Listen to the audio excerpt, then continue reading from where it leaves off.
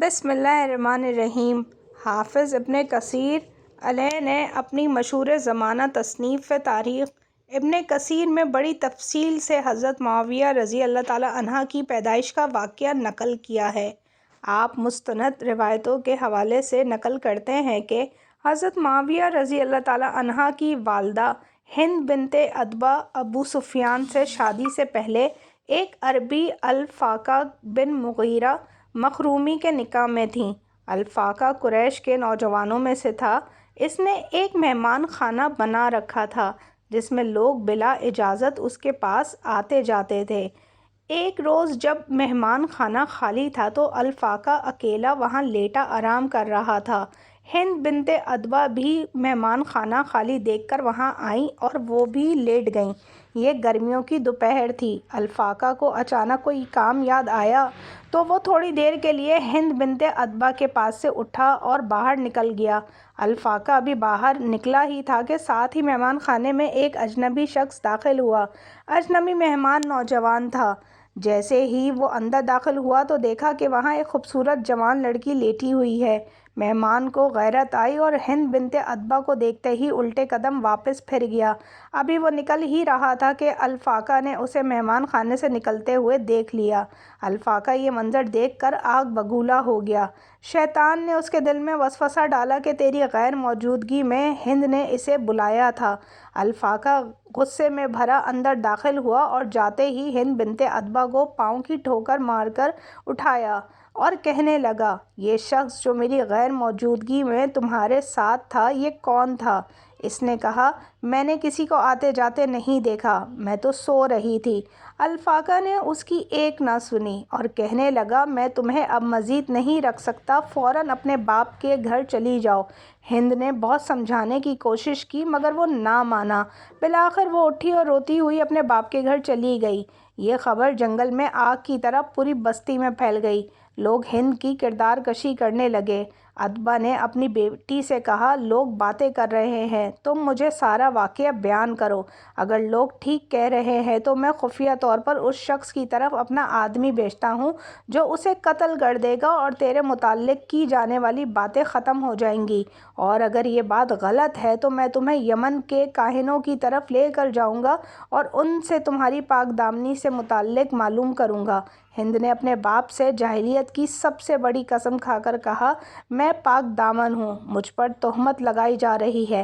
عتبہ گھر سے نکلا اور الفاقہ کی طرف چل دیا۔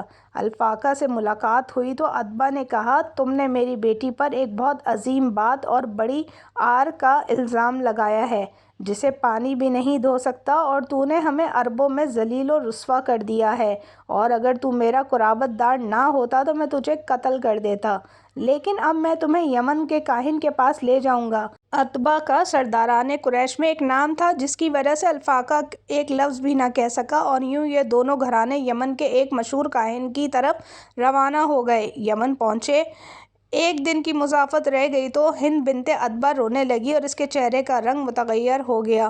خوف اس کے چہرے سے نمایاں نظر آ رہا تھا۔ عتبہ نے یوں ہند کو روتے دیکھا تو اس کی بھی ٹانگیں کانپ اٹھیں، کیونکہ اب وہ محسوس کر رہا تھا کہ جیسے ہند واقعی بدکاری کی مرتکب ہو چکی ہے اور اب راز فاش ہونے کے خوف سے رو رہی ہے۔ عتبہ نے اسے کہا، میرا خیال ہے تمہارا یوں رونا اس مکروہ فعل کی وجہ سے ہے جس کا تو نے ارتکاب کیا ہے۔ اس کا اعتراف تو نے سفر کے شروع ہونے سے پہلے کیوں نہ کیا؟ اب آنے والی ضلالت کو میں کیسے روک سکتا ہوں؟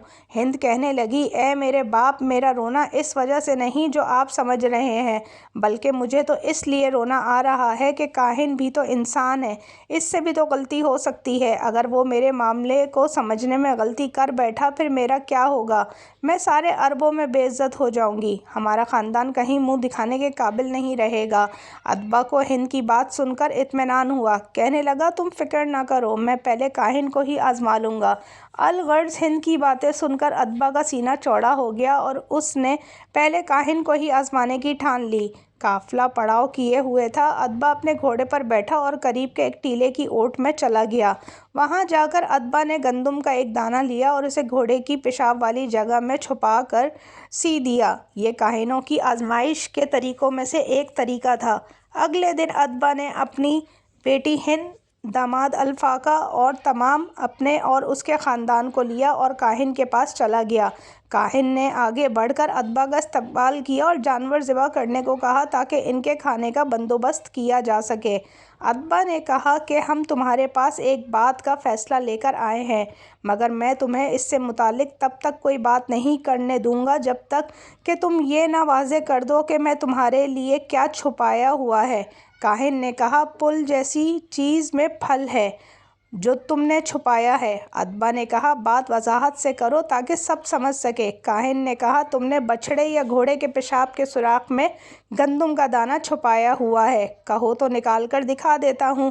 اتبا اس کا جواب سن کر مطمئن ہو گیا اور اپنی بیٹی ہند کی طرف دیکھنے لگا۔ ہند نے سر جھکا لیا تو اتبا کاہن سے کہنے لگا، آپ نے سچ کہا ہے۔ اب یہ بات لیجیے جس سے متعلق سچ جاننے کے لیے ہم تمہارے پاس آئے ہیں۔ کاہن نے قافلے کے ساتھ آئی تمام خواتین کو اپنے پیچھے قطار میں بٹھا لیا۔ ان میں ہند بھی بیٹھ گئی۔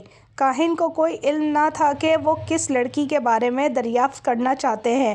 وہ ان میں سے ہر ایک کے پاس جاتا، اس کے کندھے پر ہاتھ مارتا اور کہتا، کھڑی ہو جا، تو پاک ہے۔ بالآخر ہند کی باری آئی تو کاہن نے اس کے کندھے پر ہاتھ مارا اور کہنے لگا، پاک دامن سنجیدہ لڑکی، کھڑی ہو جا، تو زانیہ نہیں ہے اور تو ضرور ایک بادشاہ کو جنم دے گی جسے معاویہ کہا جائے گا۔ یہ سننا تھا کہ ہند اور اتبا کی خوشی کی کوئی انتہا نہ رہی۔ الفاقہ جو قریب ہی بیٹھا تھا فوراً اچھل کر ہند کے پاس جا کھڑا ہوا اور مضبوطی سے اس کا ہاتھ تھام لیا۔ ہند نے فوراً جھٹکا دے کر اپنا ہاتھ اپنے شوہر سے چھڑا لیا اور کہنے لگی، پرے ہو جا مجھ سے، خدا کی قسم میرے اور تیرے سر کو کوئی تکیہ اکٹھا نہیں کرے گا۔ خدا کی قسم اگر میرے بطن سے بادشاہی پیدا ہونا ہے تو وہ تیرے نطفے سے نہیں ہو سکتا، یعنی اب سے میں تیری بیوی نہیں ہوں۔ پس ہند بنت اتبا نے اپنے پہلے شوہر سے علیحدگی اختیار کی اور واپس آ کر نئے شوہر کی تلاش شروع کر دی۔